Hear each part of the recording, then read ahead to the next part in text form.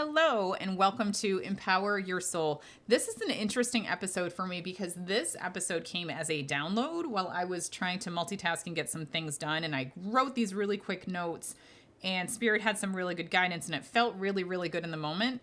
But as I'm recording this, I've noticed I've recorded this a couple times and I keep stumbling over my words. I actually had a full podcast episode of this that I posted, but I don't think it was the right intention. And I'm still kind of muddling through this a little bit. So bear with me as I move and flow through this episode a little bit. But I really wanted to talk about how to make decisions with balancing your ego and balancing your spiritual guidance, because this is something I have personally struggled with. And to be honest, I'm going to say it, I don't feel super comfortable with this episode and recording this episode because I don't think it's black and white. I think this can be a very gray space. I have certainly learned my lessons with making decisions from my ego as well as from my spirit team. And I know that I'm not perfect at this. And I think that's where I really needed to start with this, is because I'm going to give you what I know.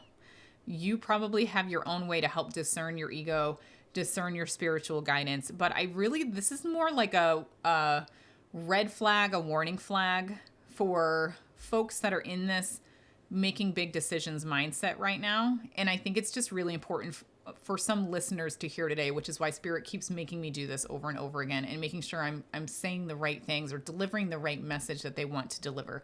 I don't think this is for me. I think this is for somebody listening out here. And that's probably true with most of the podcasts, but there's something about this one that's really important. So I want to give some examples as I go through here, and I'm going to ask Spirit to bring it in as I'm going through. But I just really want to talk about it because obviously this is a very personal topic of mine. Because when we talk about ego, this really is what I like to say to my children, our caveman brain. This is our bottom of the hierarchy of needs, the bottom row.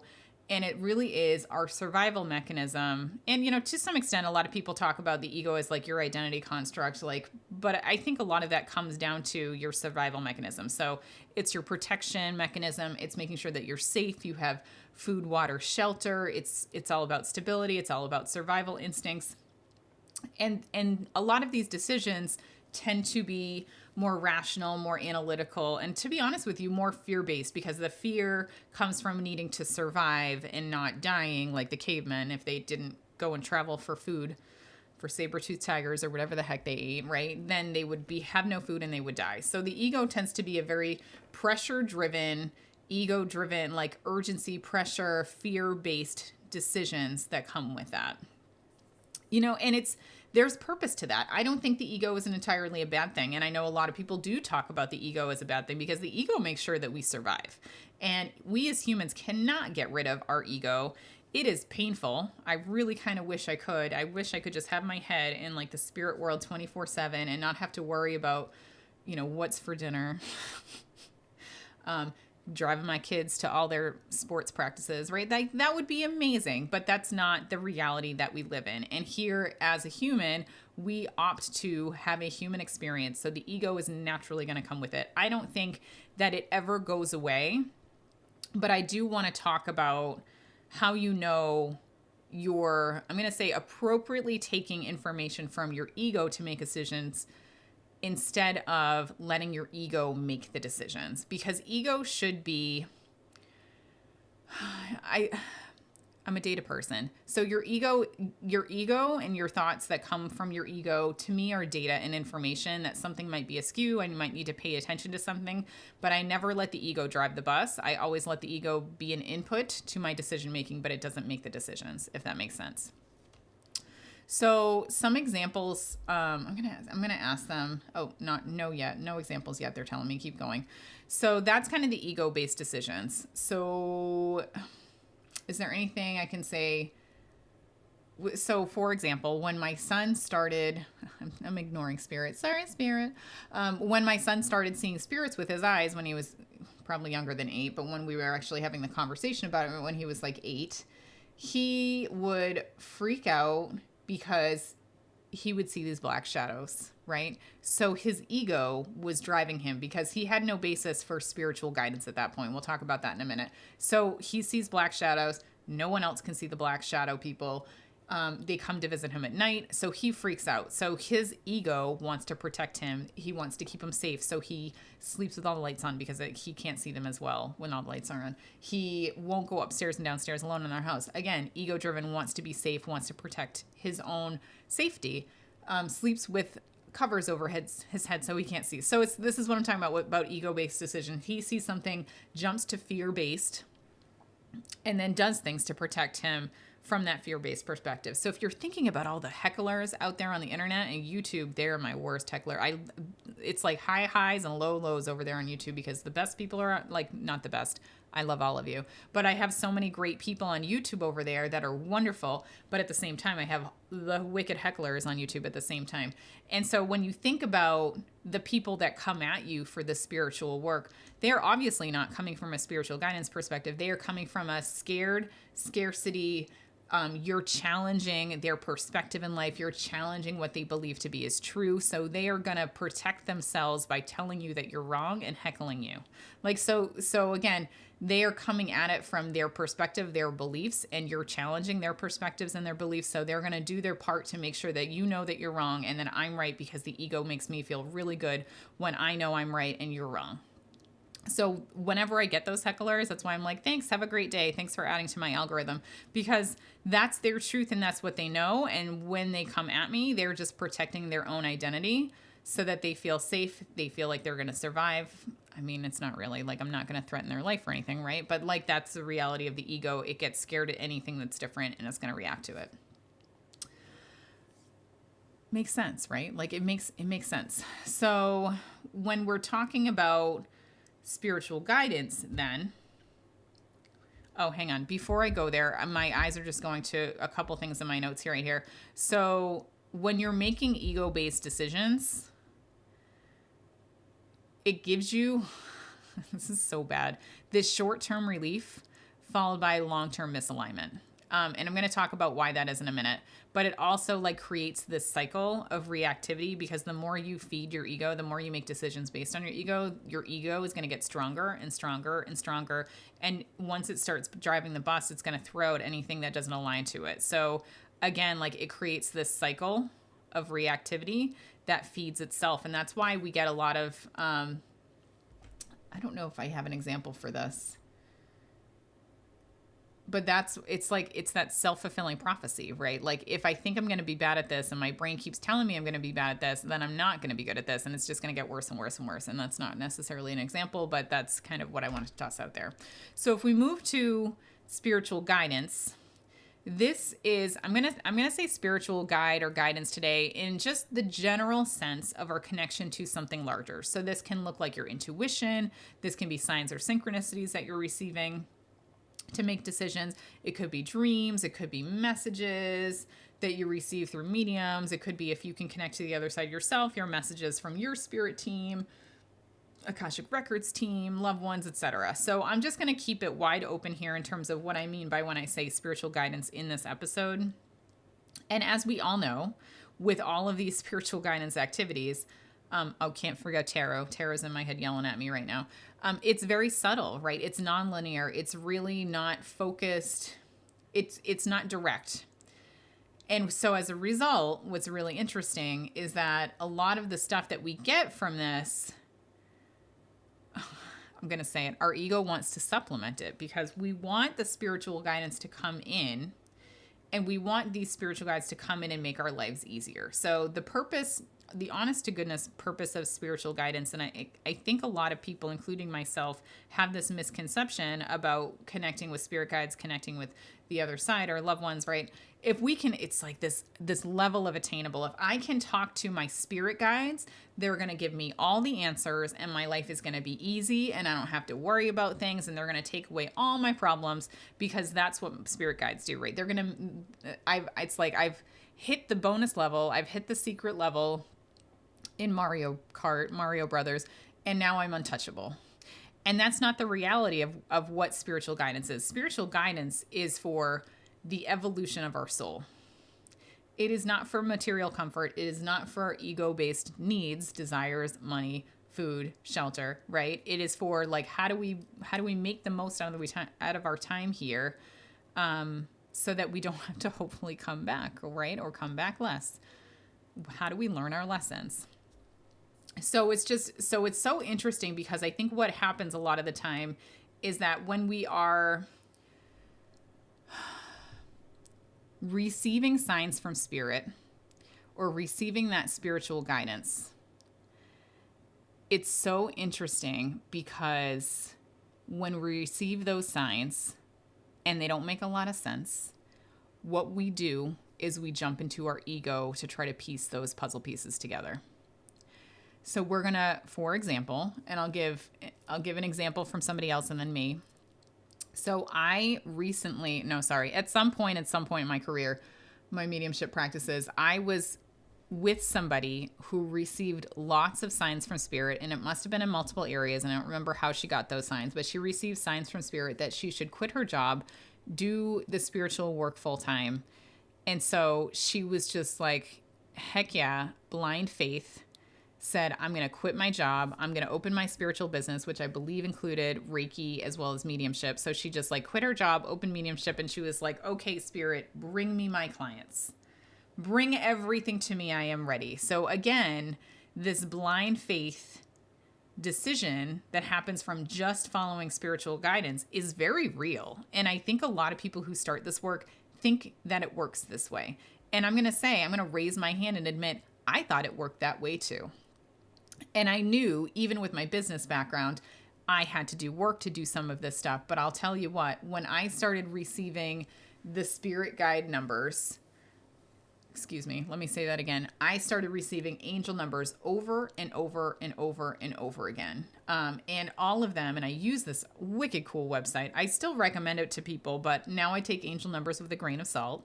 But every time I looked up any sort of spirit guide number that came up on this website, pretty much all of them ended up synthesizing to, you're amazing at this. This is your soul's purpose.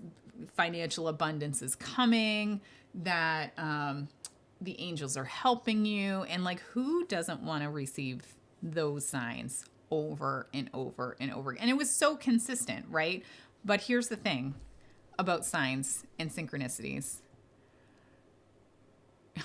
You're going to see what you look for. So I wasn't looking for the signs that said, yeah, this is going to take a little while. It's not your time.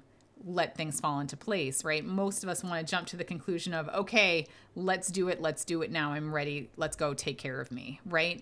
And again, that's part of the ego coming in and being like, oh, thank God, now I don't have to do anything. Someone else can take care of everything for me. And it's a very disempowering perspective, to be completely honest with you. And that's why you can't just use spiritual guidance as a tool, because spiritual guidance, I like to think about it this way. Spiritual guidance is like, it to me, and it goes back and forth. So again, this isn't totally black and white for me, but spiritual guidance for me is like the CEO almost setting the strategy. Where do we want to go? What do we want to do? Kind of like, how do we want to get there? But also, it doesn't give the details of how you're going to get there, right? So that's why you can't completely rely on the spiritual guidance that comes in, because it's almost like, in my instance, in this other woman's instance, it's this like fallacy of take the leap and the net will appear, and that you don't have to work for it, and spirit's going to handle all the details. And then what happens when you make decisions trusting blindly in the spiritual guidance is, oh man, that rug pulls out from under you so fucking fast. Reality hits, right? The ego hits. The bills happen. You have clients that don't book you. You have like waves of clients that will book you at once or maybe not, and then nothing, right? And so it's really in marketing. Don't even get me started on social media and marketing. That's super painful. So there's a lot of like disillusionment that can happen by following this spiritual fantasy, is what I want to say. And it's going to burn you, and it burns a lot of people. So again, you need to remember that spirit isn't here to remove your obstacles. They are not here to make your life easier. And as you receive that spiritual guidance, again, your ego wants to pop in and say, everything's going to be taken care of, because that's what your ego is going to want to believe. But it doesn't take away all the problems and steps you got to take to get to that end goal. if it's meant to be, it doesn't mean it's going to be easy. And I have to say that to my clients all the time. It's not going to be easy. So again, you need to kind of take both spiritual guidance and the ego kind of in tandem to balance your decisions.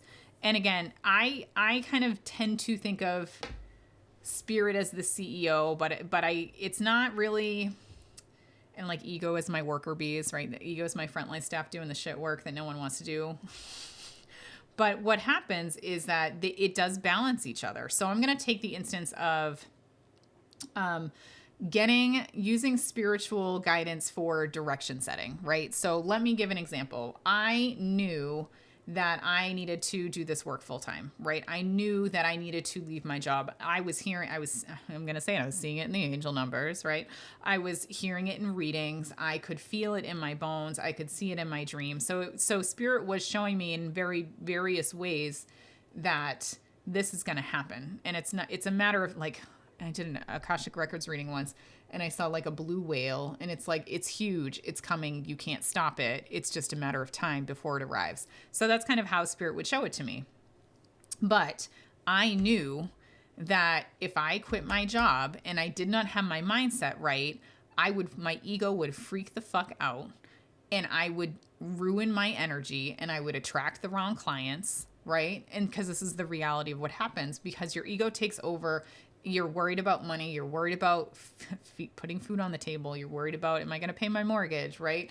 And that lowers your vibration lower on the earthly plane. And it makes it harder for you to connect to spirit. And it makes it harder for you to like keep your vibration high to attract the kinds of clients that are best aligned with your energy. So I knew this. So I made sure I had about 6 months of time before I quit my job to build my social media, to get my name known out locally, to do local demonstrations, to find clients, to squeeze clients into every point of my day, because a lot of this work is word of mouth, right? If I could use my mouth to get the right word out, that would be great. So this is what I mean is like, I knew what the direction was, but my ego, I knew I needed to make sure I could pay the bills. So I did everything I could to set my business up for success while at the same time saving money for a rainy day, just in case I don't get those clients. So again, I'm using both the spirit guidance and my ego to help me figure out what's the best path there. And I really liken my ego to like, the easiest way I like to say it is your spiritual guidance tends to be your what, and then your ego is more like your how. So it's like the project management to implement the project. I mean, realistically. So you can flip it too, right? So I think you can still flip it too. So you can still use, your ego to make a decision, right?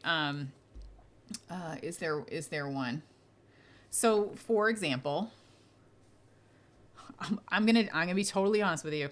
I am, because this is who I am, and I'm gonna loathe saying this, but I'm gonna say this anyway. So Soul Journey Sundays. If you're not aware of this, I should probably bring Julie on to talk about this. Soul Journey Sundays is a once every other month on a Sunday night. There's this lovely woman, Julie Speech Gens, I butcher her name every time, I'm sorry, Julie, if you're listening, who essentially gets a whole bunch of metaphysical professionals together to give essentially free readings or very discounted readings. I donate the money that I receive from her towards charities, because this is my charity initiative. But essentially, you can pay $50 and get two 15-minute readings from amazing professionals. Like I went to Soul Journey Sundays a few times before I signed on as a reader, and I'm going to talk about that in a second. And I was blown away by the readings that I got. Like, blown away. These are amazing, amazing readers, and it's all different modalities. You kind of walk in, you don't know, you get what you get. You don't really get upset. You just walk in, and whatever you're supposed to get, you get that night. So it's a great deal if you're looking for a little bit of like $50 for two readings by awesome professionals. It's groups of two, so it's you and somebody else kind of partnered up in the same room together with the reader. But I first heard about Julie on another podcast. I was like, that's amazing. I went to her Soul Journey Sundays a few times, and I was like, by then I'd been in mediumship for quite a while, and my ego was there. I was like, I could do this. I want to be able to get on this. And it was, I'm going to be honest, a little bit of an ego trip for me. Like, I was like, I'm going to be so good that I'm going to be here, and I'm going to be a reader on here. And I set that intention from a very ego-based perspective that I'm as good as these people. I want to read too. And then what does Spirit do? Spirit told me to sign up for a spiritual assessment class. I already knew how to do spiritual assessments. I think my kid was sick that day. I had to take him to the doctors, but I went anyway. And I went to the first half of this training, and I shit you not, Julie ends up in my breakout group at this spiritual assessment class. Like, the stars aligned, and I'm like, you gotta be shitting me. So Spirit literally gave me the opening to say, okay, if that's what you want, go to this class. Got it set up so I'm in her breakout group, and it's just the two of us, and I get to read for her, and I give her this reading. And she's got some cool events coming up, and like, I don't really know any about this stuff, but I'm talking about all these things. And so the reading I gave her was spot on, and she's like, oh my God, Nicole, you're like you're so good, you know, what's with her words, to be fair, her words. And I was like, hey, I have to be honest with you, Julie. I've been to your Soul Journey Sundays. Would you be interested in having me as a reader? Slam dunk, right? Slam dunk. So my ego set the path, and Spirit was like, game on.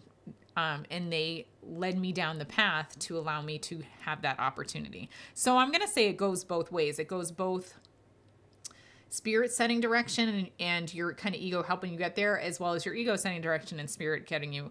But I think either way, like, there's no right way to this work, but the best way to do this is to kind of use both to drive your direction and make your decisions. Don't rely on one or rely on the other. Bring them both together. So I just, again, it's an art, not a science, but I would say if you're making decisions based on urgency, based on need, if it has a lot of emotion to it, that's a red flag that's your ego trying to make that decision. If you are making decision because you hope things are going to work out, because it's like a hope and a wish, but you don't really have a plan to get it done, that's your Spirit guidance coming through to say, this is where I want to go. So you really, and it's like, it's okay that you have both of them, but you need to bring them together to really make a decision. And if you have the direction, so like, for example, right now, I know I'm supposed to be doing something else. I don't really know what it is yet. I know it's like that feeling, that anticipation of something is brewing, but I don't have all the ingredients for my soup yet, as the dead person said on Thursday. I don't have all the ingredients for my soup yet, so I don't know what I'm making. I don't know what my soup is. I don't know what my ingredients are. So I know there's something out there, and my spiritual guidance has told me there's something out there, but my ego says, I don't even know what the fuck we're talking about yet. So this is where I'm like, okay, so I see that. You give me more signs, or you help lead the way to figure out, where am I going with this? You let me know a little more detail, and then my ego will come in and take over to figure out what's the path to get there. So yeah, that's kind of how I approach all of this. Is if I feel like it's a partial picture, which I think most of us do in this work, I wait for Spirit to give me the information to help me make that complete picture, or how do I bring it together? And I trust that Spirit's going to lead me down the right path for these decisions, but I'd never make big decisions based on either spiritual guidance or ego. Or at least I try as heck not to, because it never ends up well. So, I mean, that's the reality of this work. So again, I would say, like, areas to be cautious in are like certain decisions that you need to really think about before you make them. So definitely when you're starting a spiritual business, again, don't look before you, or like, look before you leap. Don't just leap. So that's a great time to check. Is it my ego? Is it my spiritual guidance coming through? Any sort of life change or anytime you're kind of navigating difficult or challenging times.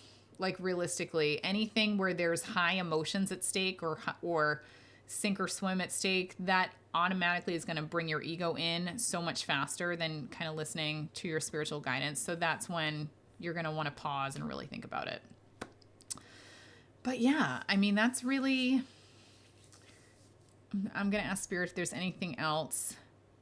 And again, it's all your typical things. If you're trying to look for clearer spiritual reception, meditate, journal, all that jazz.